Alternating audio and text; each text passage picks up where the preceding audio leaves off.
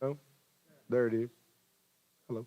The only announcement I do, I just as a reminder, Sunday, February 16th, uh, Mike Wooten from Pure Baptist Foundation will be here with talking about estate planning um, and trusts and such like. And so if you're interested in that, he will be in service with us for a minute, and then he will have a special meeting at 2 o'clock on Sunday afternoon, the 16th.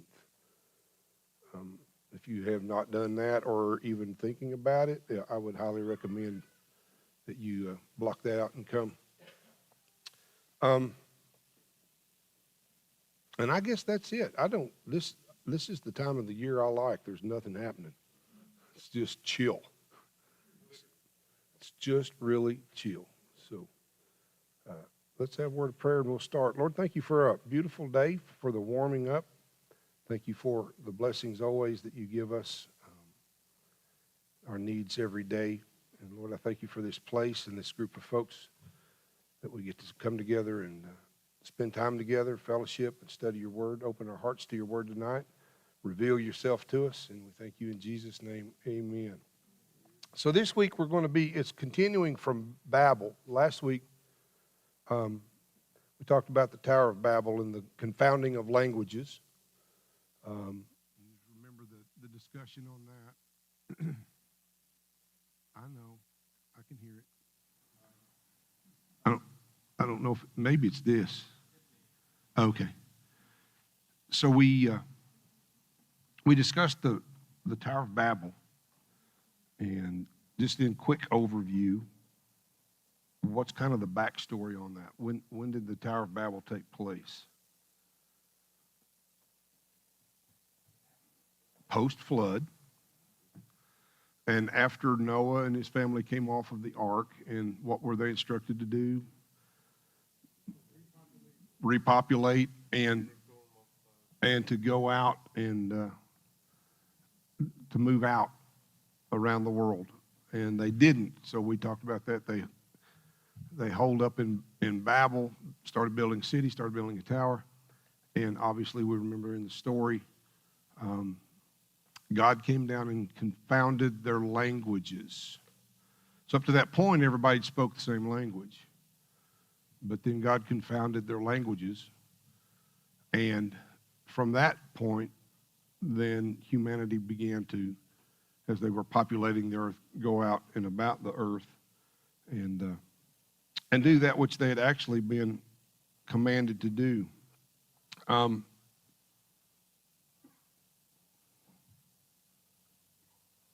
Languages are cool. I don't know. Some people really like language and the study of languages, and I'm kind of a language nerd. I like the differences in it. And one of the cool things about language is that there's so many, and they're not even similar. But people communicate the same things. You can communicate the exact same message in so many different languages. Probably when they left, and this moves into our next lesson, when they finally left Babel and began to disperse out, estimates are there were around 100 different languages somewhere in that vicinity at the time, which isn't really that many considering today there's somewhere around 6,900 various languages and dialects. And so it just keeps spreading itself. You think about that. And here in our country, and this is just a side note, most people are not bilingual. The average person is not bilingual. Now, there are many bilingual people, but it's not common. There may be a few folks that know a little bit of German or a little bit of Spanish or whatever, French that they learned in high school. You might be able to go to a Mexican restaurant and order directly off the menu in Spanish, have a little bit. But talking about having a command of languages, and in other countries, like a missionary friend of mine that was in the Ivory Coast of Africa said that the average person in the village that he lived in spoke somewhere between 10 and 15 different languages fluently. They just could communicate because there were so many different dialects and languages. And so we look at that and we see the division of people and how language does divide us. And that's important in the context of what God was doing and why we see the various different people groups. Now, I'm going to give you a definition for people group. I don't know if you're familiar with that term or not.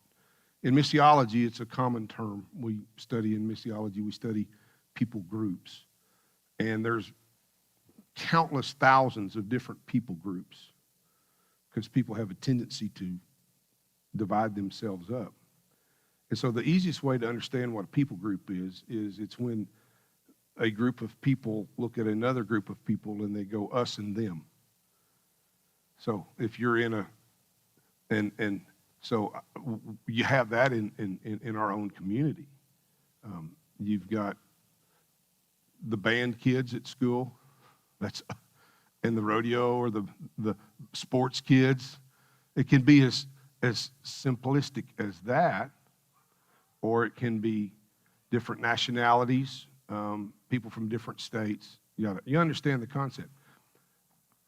Why that's important for us to understand is because it seems like then, if there's all these different languages and people from all these different places and different nationalities, there's a word that has been developed to describe that, and we know it as race.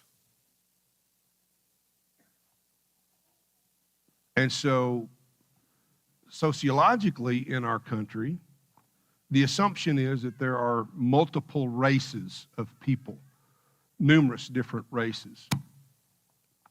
You familiar with that concept? But what is it biblically? How many races are there biblically? One. One single race of humanity. We're not different races. We are the human race, created in the image of God. And what's fascinating is that is a social construct of division. Because if they do DNA testing, even secular science doing DNA testing will go, we all come from the same line. All these that we call races, now we can identify what markers. You may have Eastern European markers, or you may have Central American markers, or whatever. But when you boil it all the way down, it all goes back to the exact same gene pool. And so, in that context, we can't say there are different races. Now, there are different people groups, there are different nationalities, different whatever. And to me, that's kind of a cool thing, because I like a mix of things. I'm grateful that I live in the panhandle of Texas. And in the panhandle of Texas, because all of these different people groups exist, I can have Mexican food, I can have Thai food. Well, that's all you can get in Canyon. But if you go outside of that, we got all of these different things. And so, historically, from Babel, when God confounded the languages, it was the confounding of languages that separated people into different groups. We talked about that last week, the lack of communication. And so they went with those with whom they could communicate. And this group went with those with whom they could communicate, and began to disperse themselves out around the world.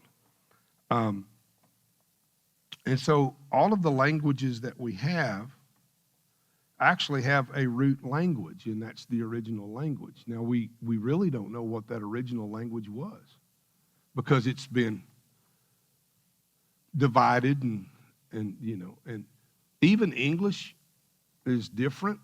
You ever have a conversation with somebody from England? They need to learn English. They call it that, but they don't speak it right, Even in our own dialects, there are differences. And so it's important for us to understand that that is actually evidence of what happened at Babel in the biblical record. That we have the evidence right in front of us of how that is. So, but one of the most controversial things surrounding the Tower of Babel, and this is in secular science, and even there's some division even in biblical historians about it, is that we were all one human race. Now, the languages, they can kind of wrap their brain around, but that is one thing, you know, well, there's no way with all of the different languages and the variances of them that at one point everybody spoke the same language.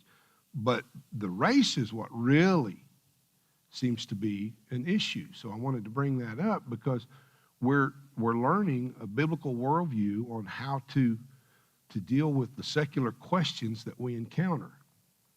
And what does the Bible say about it? So one of the most controversial things surrounding the Tower of Babel is that we're all one human race, and mostly because of the appearance differences. So, and we live in a time now where you're not even, it's awkward to even describe, you know, people differences because political correctness has made us numb to say anything. But what are some differences in the physical appearance of people from different nationalities, different locations that are obvious? That's an obvious separation. Color of our skin, and it's varied. And it's always been fascinating to me that we divide people up based on skin color. And I'm white, but I don't know. This table's whiter than I am. Am I really white? Or am I just a lighter shade of brown? And then we have friends from the southern continents where their skin has adapted the what's the word? Melanin, the pigment has adapted, and they have darker skin. And so are they black? No, they're just a darker shade of brown. And so one of the things is, well, how did all of these different variations come about if we all have the same parentage, same DNA? If we're all one race, why are we so different? Jolene.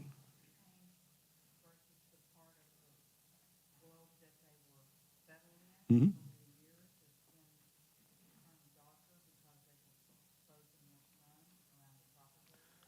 I think a lot of it has to do with location, you know, where you wind up. But there's also other things. It's like I'm going to pick on some of the folks that we have in our church.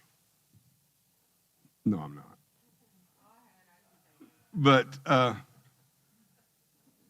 But we have one family here that we know is strong German.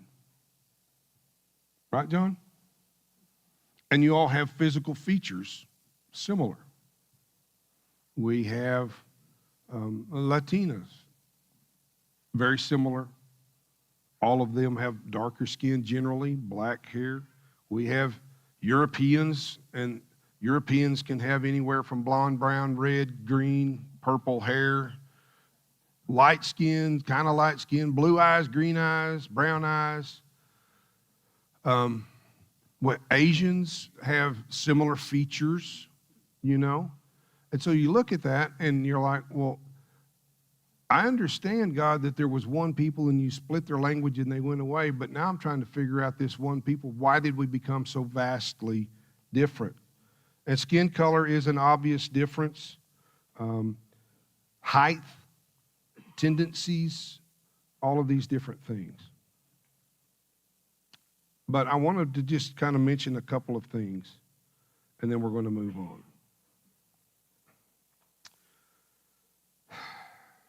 We're all created in God's image and in his likeness.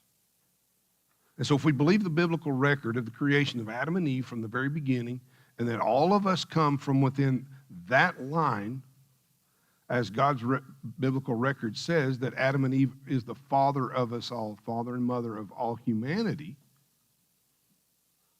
then we need to understand that there are differences, but what is the most alike, apart from our DNA, is that we're all sinners, fallen and in need of salvation, regardless of what skin color I have or hair color I have or language I speak or whatever it is. We have that much is absolutely in common.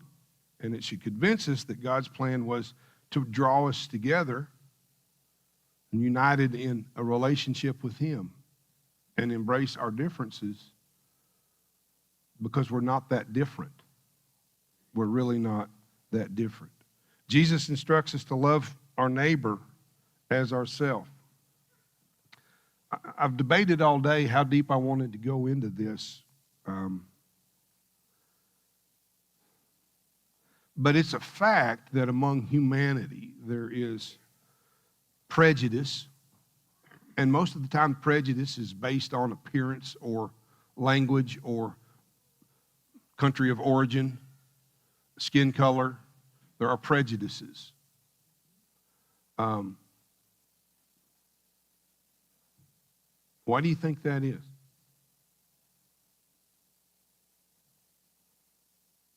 I mean, seriously, why would that be an issue among human beings? Because you're different than me. And what do we fear? What we don't understand.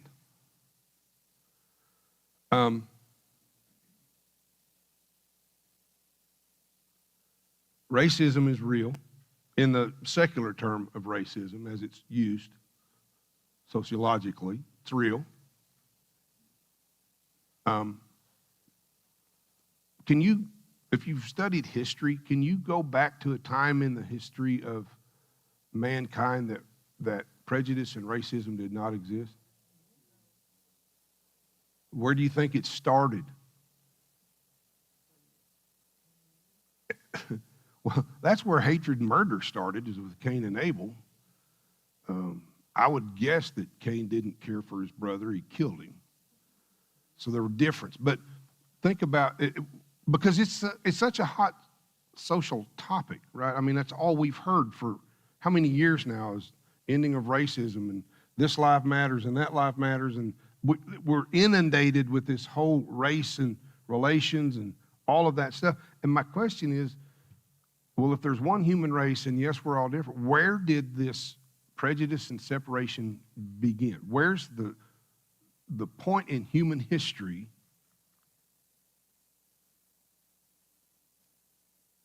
where I looked at you and decided it was me and you, not us? The Tower of Babel. You want to know where racism started? The Tower of Babel, when languages were confounded and they couldn't communicate and they separated and went their ways. And so that separation, that lack of communication, that inability to be united, divided humanity. Yet Jesus instructs us to love our neighbor as ourselves. And he also reminds us that God is not a respecter of persons. And it says there's neither Jew nor Greek, which would be Jew or Gentile. Who's Gentiles? Who are Gentiles? Anybody that's not a Jew. So whatever origin of country you come from, whatever nationality that your family is, if you're not biologically connected to the seed of Abraham in the Jewish, you're a Gentile. But yet he says God is not a respecter of persons. In the kingdom of heaven, there's no Jew or Gentile. There's no, and I'm just going to throw them out, there's no American or African or Mexican, or we're people in the kingdom of heaven. But at the Tower of Babel, more than language, was confounded. Now understand too, why did God confound their languages at Babel? What was his reason for doing that?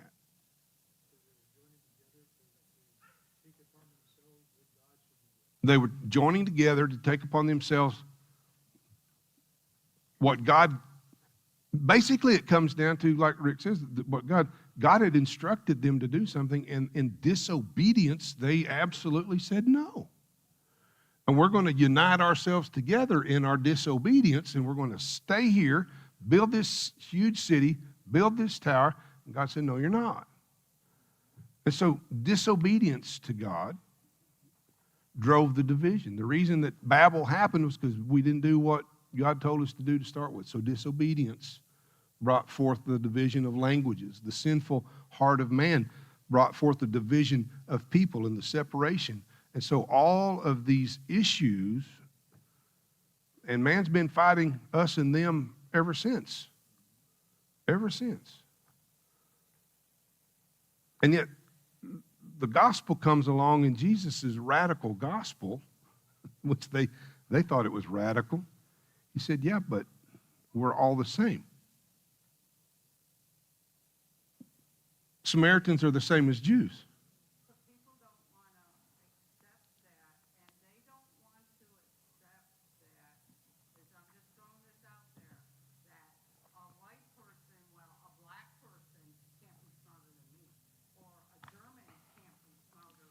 Yeah. You're right. People don't want to accept that anyone could be superior to anybody else. However, what's that rooted in? Envy? What? Pride. It's rooted in pride, isn't it? I look at somebody that's different than me, that looks different than me, and I immediately assume I'm better than that. And that's pride. What was the root cause of the sin in Babel? Pride. Isn't it interesting how it all comes back to the exact same spot? And so here we are. All these thousands of years later, trying to understand ancient history and why we wound up like we did. And how did people separate and go? And how did my grandparents wind up in Europe, and somebody else's grandparents wound up in Africa, or somebody else's grandparents wound up in South America? How did that all happen? Well, that's kind of what we want to talk about tonight. First, though, we have to understand our lineage. So, I don't know. You may disagree with the concept that all people come from the same DNA. You may. If you do, that's fine. But we approach it from a biblical worldview. So if you have your Bibles, let's look in Genesis chapter 10 tonight. So we can reset the genealogy of mankind in Genesis chapter 10, correct? We understand that we have from Adam and Eve forward, Cain, Abel, all of those kids and all of the people, and all the way up to Noah. And so thousands of people populating the earth. I don't know the exact number. And then when you get to Genesis 10, well, the chapters previous, you find Noah. And so we've already gone through the ark. We understand that. But all of the people, and this is what's important for us to grasp, biblically, God says, I'll give you a record of how you all are different, but yet you're all the same. You all came from Adam and Eve. And then God flooded the earth with Noah, and who all died? Everybody except Noah, Noah's wife, his 3 sons, and their wives. 8 people. So if I stand in biblical truth, then I have to realize that God reset the genealogy of humanity with Noah. But now he included Noah's genealogy back to Adam. Okay? But when we get to chapter 10, it says, these are the generations of the sons of Noah, Shem, Ham, and Japheth. Sons were born to them after the flood. And I'm not going to read all of chapter 10, but you should, just for the practice of pronouncing weird names or looking for a name for a new child, if you are in that. The sons of Japheth, Gomer, Magog, Madai, Javan, Tubal, Meshech, Tyrus. The sons of Gomer, Ashkenaz, Riphath, that's hard, Togarmah. That's the name I want, Togarmah. The sons of Javan, Elisha, Tarshish, Kittim, Dodanim. From these coastland peoples spread in their lands, each with his own language, by their clans and in their nations. Okay. Now, and then if you move on down, you got the sons of Ham, Cush, Egypt, Put, Canaan, and then their sons. You can work your way all the way down to verse 21. Shem, the father of all the children of Eber, the elder brother of Japheth, children were born, the sons of Shem. Now, here's something I want to ask you. If you've read this, we're in chapter 10, where it's giving the breakdown of all of the generations of Noah going forward, correct?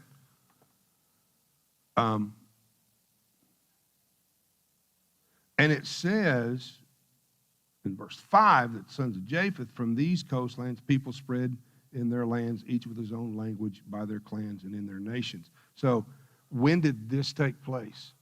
Because I want to remind you of something. If you look at it and then you go, well, the language had already existed before Babel, right? Because in chapter 10 it says that the sons of Noah, they all had their own language and their own clans and their nations. And then you get to chapter 11 and you have the story of Babel. Has that confused anybody, or did anybody catch that? So, well, if they confounded languages, why does it say in chapter 10 that they had their own language? Any concept on that? You ever thought about it? Okay.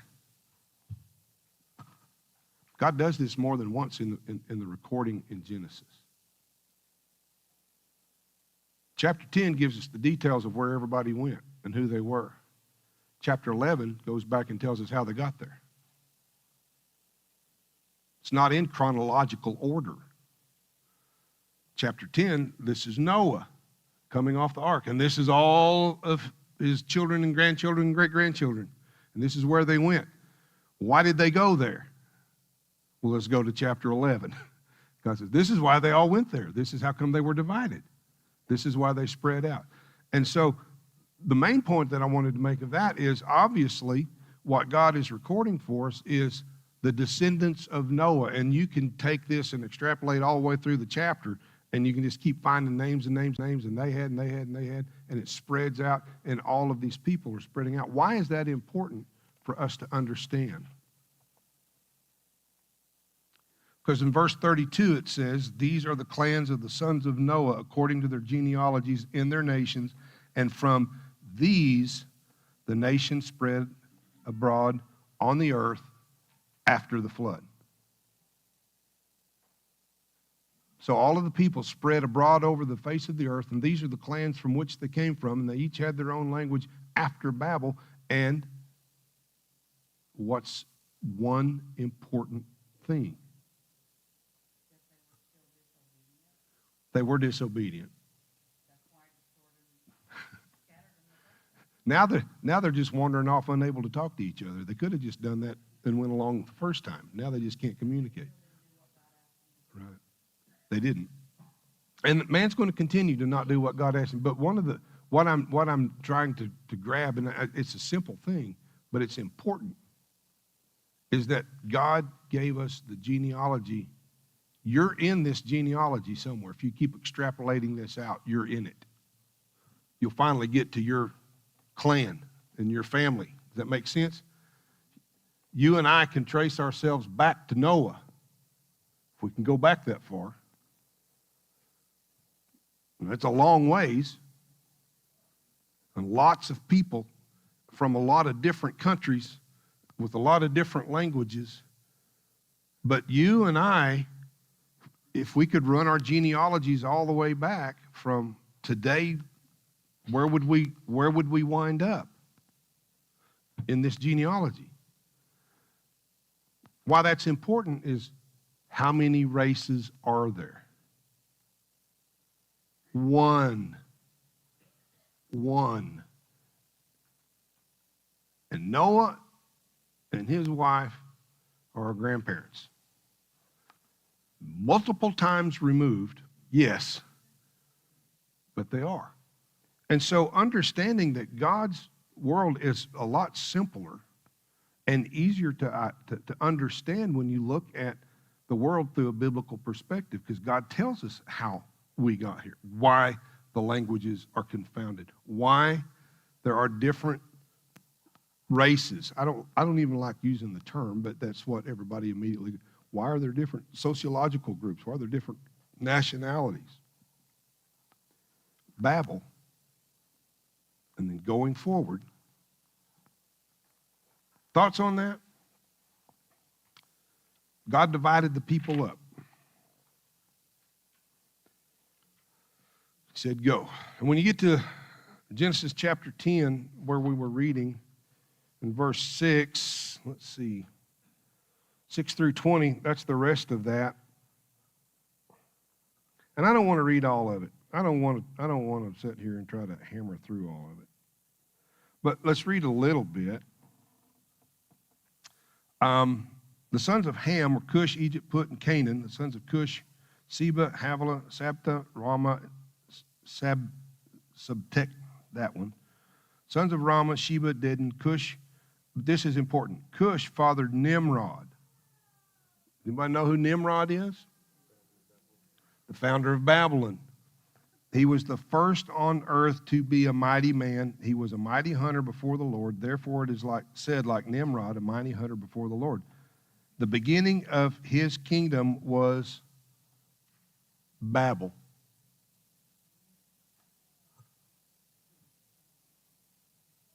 Where did the division take place? In Babel, exactly. And from that land, he went into Assyria. He built Nineveh. Where we know Nineveh from? Jonah. Go down to Nineveh. Rehoboth, Ir, Kala, Resen between Nineveh and Kala. That is a great city. Egypt fathered Ludum, Anamim, Lebam, Naphtum, Pathrasim, Kalasum, from whom the Philistines came. And this other dude, Caphtorim. Now that's important too, because you begin to see through the genealogy and the dispersion after Babel. Well, Nimrod goes over here and he's built Babel, but then he goes and builds Nineveh, and he's developing this country with all these cities that we are familiar with. And then you have Egypt. What do we know about Egypt? Apparently they stuck in this place and called it Egypt.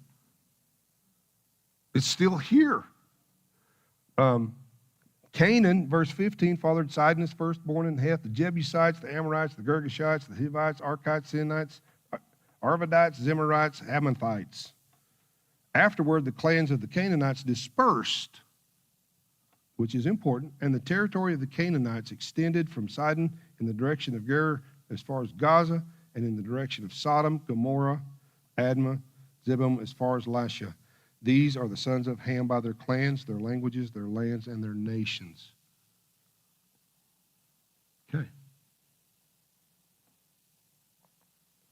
We're going to be studying this Sunday our first indication of the cities of Sodom and Gomorrah. Where'd they come from? Right here. In the dispersion after Babel.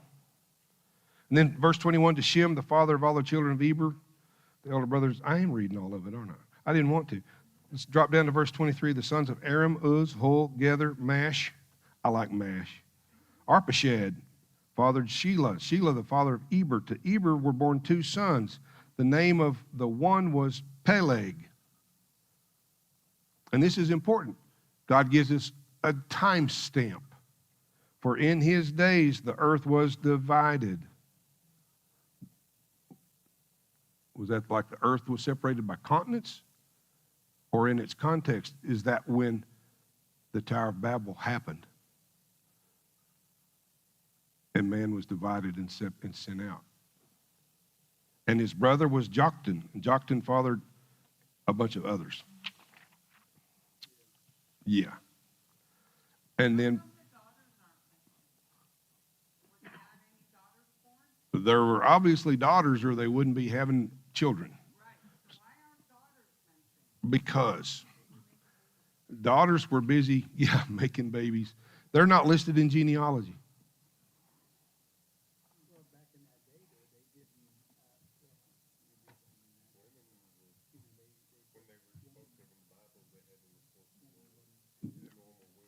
Yeah. Women just weren't mentioned in the genealogies. But there are some, as you read through genealogies, there are places where it is mentioned. And so that's an interesting question. Why this is important is because God then spread man around the world. He did. He divided them up at Babel by language, and then divided them up by spreading them around the world. And in this genealogy that we're reading, we see them beginning the process of going here and there and building cities and doing this and doing that and all of this.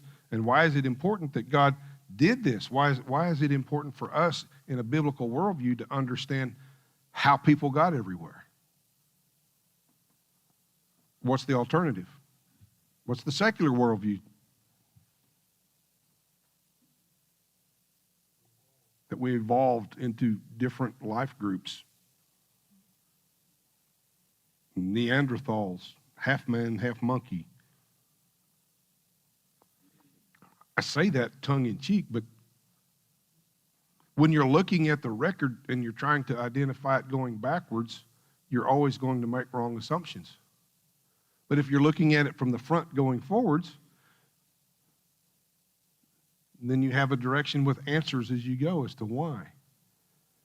But God spread the people around the world, and this is something that I wanted to point out. Why is that important that he did that?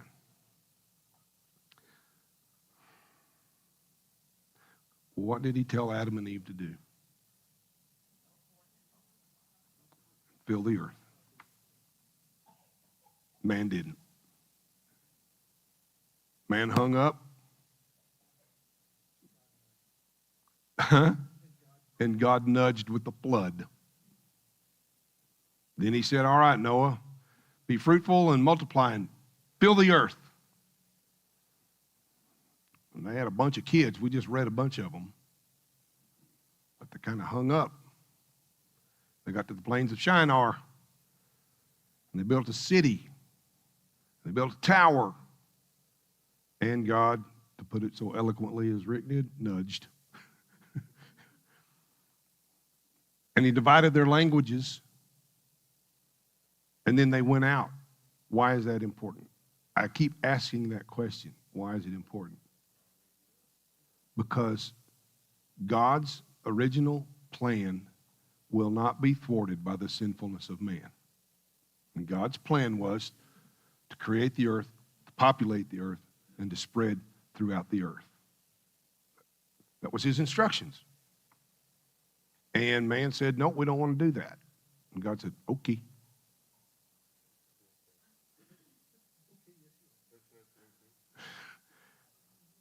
And it's important for me to grasp that God's plan is always going to happen. Whatever God's design is, it's going to happen. God will use our sinfulness. God will push us into difficult situations. God will confound us if necessary, as he did at Babel. But he created the earth and he created man to populate the earth. And so this is what I said when Ben and I were talking about the sermon last week. I said one thing to remember is that God is faithful. right? But before we grasp onto that and say God is always faithful to me, this is true, he is. He's faithful to his promises. Understand, God is faithful to himself. Primarily, God is faithful to himself. And his plan, his will, was that man would populate the earth. And so, being faithful to himself in his plan, language. Now then, he divided us up into nations. We read that in the genealogy. You begin seeing the beginnings of people groups and nations going here, and this one going there, and this one going there. And there's a pattern in the text that those, and so everybody's like, well, did everybody have a different, I think somebody asked last week, if not, they asked me privately, I don't remember, did everybody speak a different language? And I'm like, no, it was in clans, family groups would speak this language, and this family group would speak that language, and they would go out and then propagate that among themselves. And he divided us into nations. And I want to ask you a question, and I keep leading you these leading questions. Why did God divide us out into nations?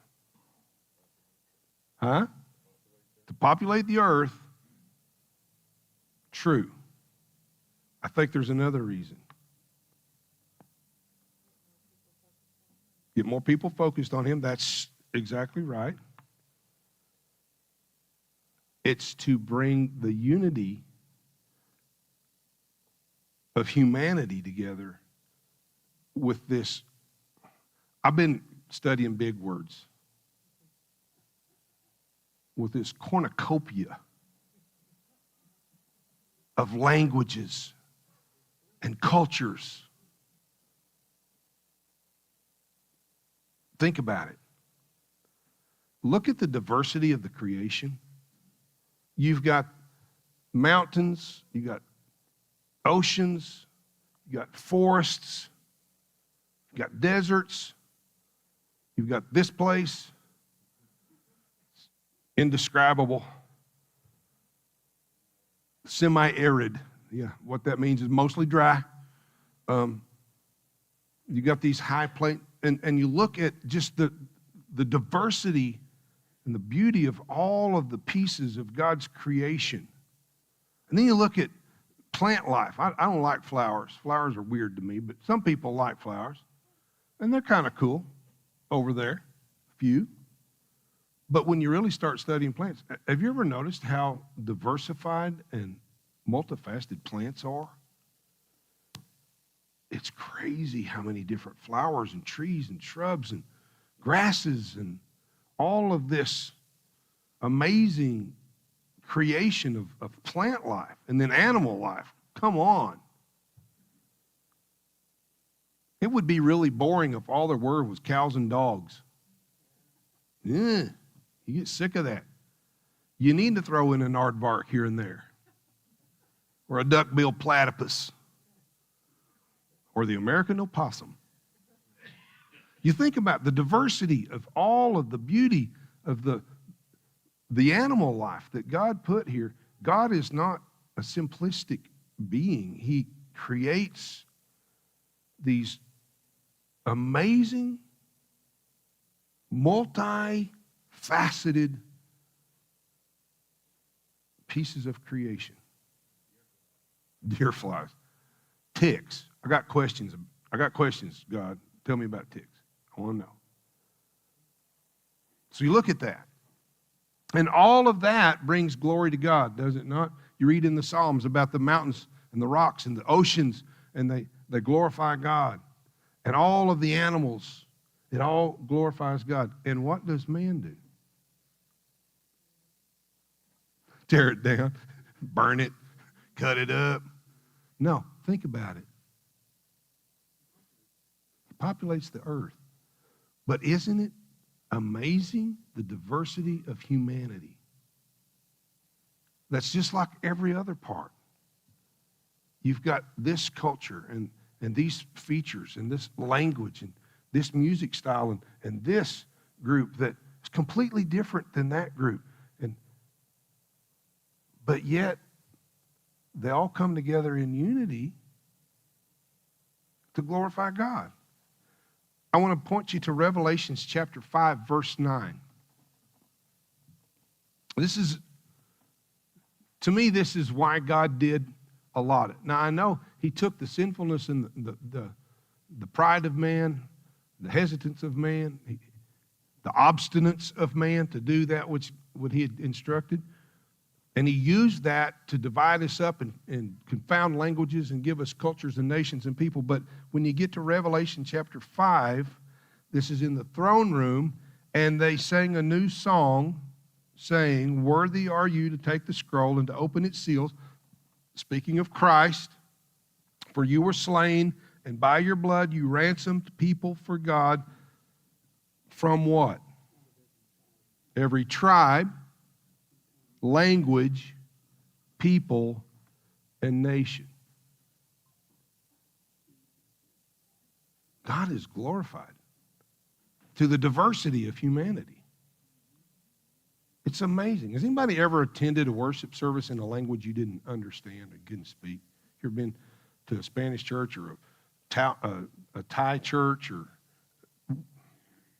if you haven't, I highly recommend that you find one on some random Sunday or Sunday night and just go and listen to God being worshiped in a language you don't understand. You know, why want to do that? I ain't going to understand. No, you'll understand the heart of worship because you don't speak the language, but there's something about people worshiping God in a language I don't understand. I understand they're worshiping. And my heart is moved with worship. So we look at it, and yes, God gives us the history of how we got here and how our languages are different, and our skin color is different, and our features are different, and we eat different foods, and we live in different places around the world. I understand that. That's the actual history of how we got to where we are. From one race of humanity to the various nations and tongues and tribes and people. I understand that. But at the base of it, it's like, yet in the midst of it, God created an amazing, multicultural, multifaceted group of people. And they come together in the end to sing together from every tongue, every tribe, every nation. Because ultimately, we're one people with one God. So instead of looking at people and going, "No, that's weird, I don't want nothing to do with them, they're not like me," go, "Ooh, that's cool. I do not understand it. That seems very weird to me. I'm not eating that. Not doing it. But we have the same family. We're the same people." Who is the author of division? Satan. Who's the author of unity? God. Why do we as people follow the lead of the author of division more than we follow the author of unity, our Creator? We're not that far from Babel. We're not that far. So this is just a prepper. Y'all can do your own studies. There's more in your books. There's more verses. There's more context and more content. But this is what I wanted to cover that because it's fascinating. We think about this huge, diverse place, and there's no way that we could. No, it's absolutely. We all come from the same blood, the same place. Every one of us. Because there is only one race, us. So embrace your friends and your neighbors that are different. Don't look at them with fear and trembling. Look at them with wonder and amazement. I do that with people that I can talk to sometimes. Really? I wonder about you. And I'm sure they do that to me. But don't fall for the language of division. And I'm just going to say this up front as hard as I can. In our country, for the last, not for many years, there's been an active dividing language and division of people. Because if we can keep us separated, us and them, we won't unite. And if we don't unite, we won't move forward. We'll just stand in our circle and box each other. So don't fall for the language of division. That's not from God. God speaks unity over his children. So he still, even today, doesn't want us to think that we're so big that we're God and we're going to... No. God doesn't want us to build another Babel.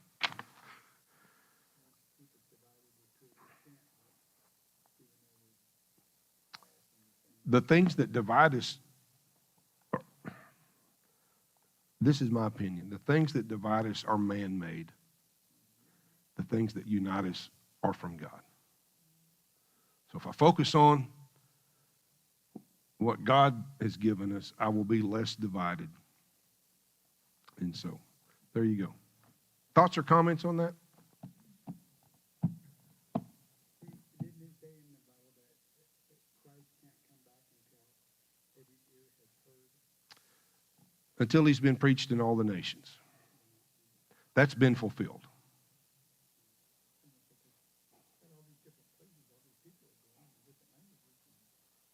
Christ, and it's a good question. It says in the Bible that Christ won't return until everyone has heard. Well, all nations have heard. This is my eschatology lesson for the night on the return of Christ. We ain't waiting on nothing but Jesus. Nothing has to happen. If you're watching the calendar and checking off what has to happen, you know what has to happen? There's one thing that has to happen, and that's when the Father says, go get them. And that's it. So, come on, Jesus. Perfect. Been good to be here tonight. Appreciate your input. Remember the announcements. And Brother John Penner, would you dismiss us?